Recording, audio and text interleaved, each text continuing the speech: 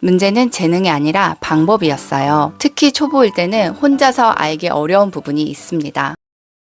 수채화로 열심히 색을 쌓았는데 왜 그림은 점점 탁해질까요? 저도 처음에는 물을 많이 쓰고 색을 여러 번 올리다 보면 예쁘고 멋진 그림이 완성될 거라고 생각했어요. 그렇지만 아니었어요. 진짜 중요한 건 여러 번 칠하는 것이 아니라 어디를 살리고 어디를 강조하는지 아는 것이었어요. 이것을 이해하면 그림이 훨씬 더 맑아질 거예요.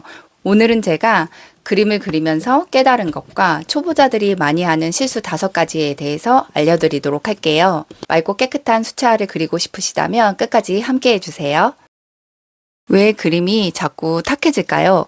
여러분, 제가 그림 하나 보여드릴게요. 제가 정말 열심히 그렸던 그림이에요. 조금 부족해 보일 때마다 형태를 찾으려고 했고 그림을 맑게 올리고 싶었어요. 그래서 수정하고 또 수정하고. 그런데 수정하면 수정할수록 탁해지고 그림이 무거워졌어요. 이렇게 그릴 때 저는 정말 부족한가 보다. 그리고 데생부터 다시 시작을 해야 되나라는 생각을 하게 됐어요. 하지만 시간이 지나고 나서 저는 알게 됐어요. 문제는 재능이 아니라 방법이었어요. 특히 초보일 때는 혼자서 알기 어려운 부분이 있습니다. 저도 수채화를 배울 때 선생님께서 이 그림을 보시더니 이렇게 그리는 게 아닌데 라고 얘기하시면서 시범을 보여주셨어요. 이 그림 어떠세요? 같은 물감, 같은 붓, 같은 종이를 썼는데도 이렇게 맑게 완성이 됐습니다. 그 순간 깨달았어요. 열심히 하는 것보다 그림을 이해하는 게 정말 중요하다라는 것을요.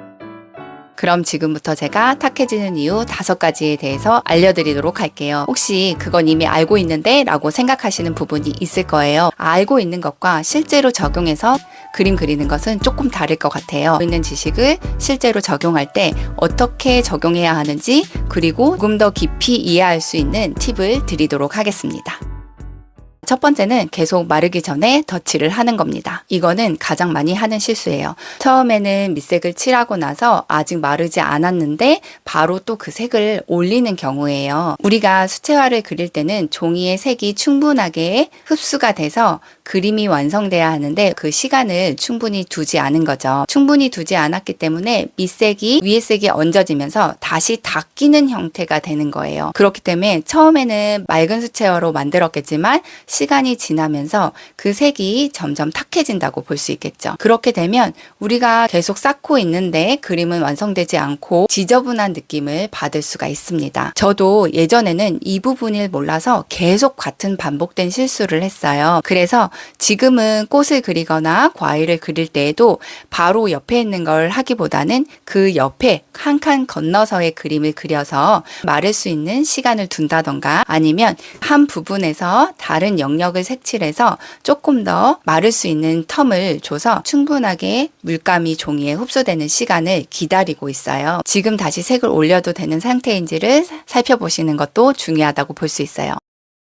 두 번째는 한 자리에 색을 계속 많이 쌓아 올리는 겁니다. 수강생들 분들께서 가장 많이 하시는 말씀 중에 하나가 저는 색을 많이 섞지도 않는데 왜 지저분해질까요? 라는 말을 정말 많이 하세요. 초보이신 분들도 팔레트에서 색을 2가지 이상, 3가지 이상 섞으면 지저분하다는 걸 잘 알고 계세요. 그래서 색을 많이 섞지 않으시거든요. 그런데 여기서 중요하게 생각해야 되는 부분 하나는 이 팔레트에 있는 색을 그대로 종이에 옮겨왔을 때 계속 그 색을 얹는다라는 거예요. 색이 변화된 것들이 계속 얹으면 사실 팔레트 안에서의 색은 깨끗했겠지만 종이 위에서 얹어지는 색들은 지저분한 형태가 만들어질 수 있어요. 그렇기 때문에 여러분들께서 눈에 보일 때 색의 변화를 주기 위해서 색을 쌓으시지만 기본적인 색을 충분히 쌓은 다음에 마지막 부분에 색의 변화를 주면 훨씬 더 그림이 맑게 완성되는 걸 느끼실 수 있으실 겁니다.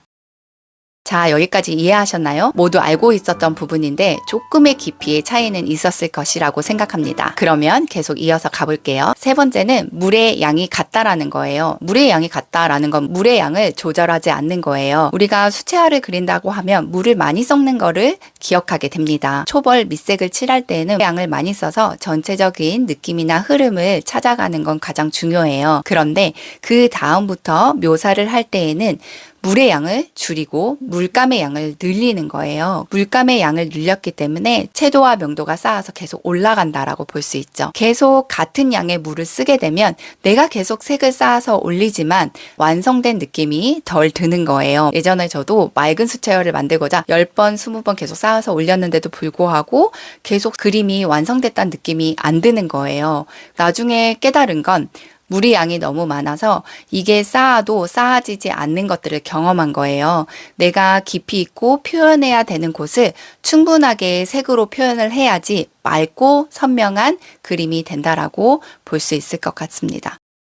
네 번째는 우리가 그림을 그리려고 할 때 모두 다 칠하려고 한다라는 거예요. 빨간 장미를 생각해보면 다 빨간색이죠. 그렇기 때문에 일단 빨간색으로 다 칠을 하는 거예요. 그림은 시각적으로 훨씬 더 예쁘게 맑게 그리고 싶은 욕구가 있잖아요. 그 맑은 부분을 비워두는 건 가장 중요하다고 볼 수 있어요. 그래서 햇빛이 받는 부분은 우리가 인위적으로 기억을 해서 그 부분은 색칠을 조금 덜 하는 방법을 선택하셨으면 좋겠어요. 그래서 저는 1에서부터 10이라고 했을 때 3부터 10까지를 그린 다음에 맨 마지막에 1, 2 부분을 옅은 색으로 한번 칠을 해서 마무리를 하는 거를 말씀을 드리는데요. 채색을 하다 보면 내가 1, 2 부분을 남겨두더라도 내가 이제 더 이상 할 곳이 없고 모르겠다라고 생각하면 위에 부분을 덮는 거예요. 가장 밝은 부분을 색으로 덮는 거죠.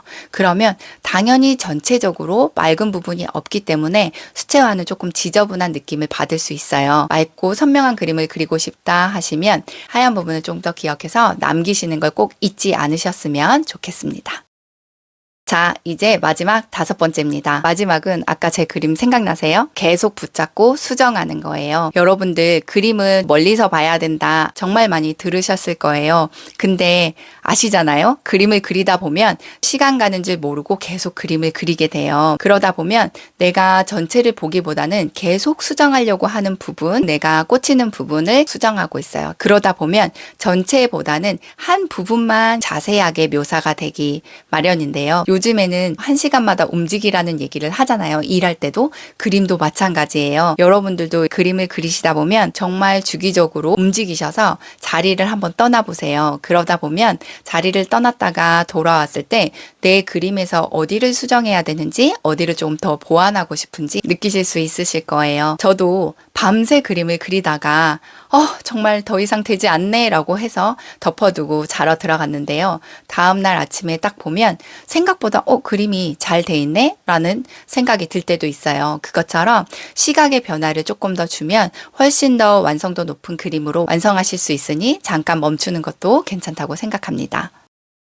예전에는 꽃을 정말 잘 그리고 싶었어요. 그래서 계속 수정하고 수정했어요. 그런데 아까 보다시피 수정할수록 점점 더 탁해. 지금은 꽃을 그리는 시간이 저는 행복하고 재미있어요. 제가 오늘 말씀드린 5가지를 꼭 기억해 보세요. 그러면 여러분들도 꽃을 그리는데 정말 행복하시다는 느낌이 드실 거예요. 첫 번째는 마르기 전에 덧칠하지 않기. 두 번째는 한 자리에 많은 색을 얹지 않기. 세 번째는 단계에 맞게 물의 양 조절하기. 네 번째는 모든 부분을 다 채색하지 않고 빛이 들어오는 방향을 남겨두기. 마지막 5번째는 그림을 오래 붙잡고 있지 않기입니다. 기억하실 수 있으시겠죠? 이것만 기억한다면 여러분도 꽃을 그리는데 기쁨을 느끼실 수 있으실 거예요. 그리고 마지막으로 한 가지를 더 말씀을 드리면 처음부터 꽃다발을 완성하려고 하지 마세요. 꽃 한 송이면 충분합니다. 제가 예전에 매주 한 장 그리기 수업을 진행했는데요. 짧은 시간 안에 이 한 장을 완성해내는 거예요. 그림들이 하나씩 쌓여가다 보니 나도 그릴 수 있구나. 그리고 끝까지 완성할 수 있구나 라고 생각하시면서 그림의 재미를 붙이시고 또 자신감도 생기시는 걸 봤어요. 끝까지 완성해보는 경험들이 쌓여서 내가 할 수 있다는 자신감을 갖는 거예요. 그것은 그림을 완성하는 데 있어서 가장 중요한 요소라고 생각하기 때문에 여러분들도 한 장, 한 송이를 그려보시기를 바랄게요. 저 역시 그 경험이 그림을 그릴 수 있는데 큰 힘이 되었답니다. 여러분들도 꽃 한 송이를 완성해 보세요. 그 한 장이 생각보다 큰 기쁨과 행복을 가져다 줄 거예요. 수채화는 저에게 그림을 잘 그리는 기법을 알려주는 것이 아니라 제 마음을 조금 더 편안하게 바라보게 해준 시간이에요. 여러분들도 수채화가 잘 그리는 기술을 배우는 것을 넘어 자신을 믿고 끝까지 한 장을 완성하는 기쁨을 주는 시간이 되셨으면 좋겠어요. 앞으로 수채화를 그리면서 여러분들이 궁금해할 요소들을 영상에 한번 담아 볼게요. 다음 영상이 궁금하시거나 오늘 영상이 도움이 되셨다면 구독과 좋아요 부탁드릴게요. 그리고 고정 댓글에 제가 만든 수채화 워크북 버전 1을 무료로 준비해 두었어요. 참고해서 그림을 그리고 싶으신 분들은 다운받으셔서 그림을 그려보시면 될 것 같아요. 여러분들의 의견을 담아서 버전 2도 준비하고 있어요. 가장 먼저 소식을 받아보고 싶으시다면 메일 주소를 남겨주세요. 그럼 행복한 그림 그리시고 다음에 또 만나요.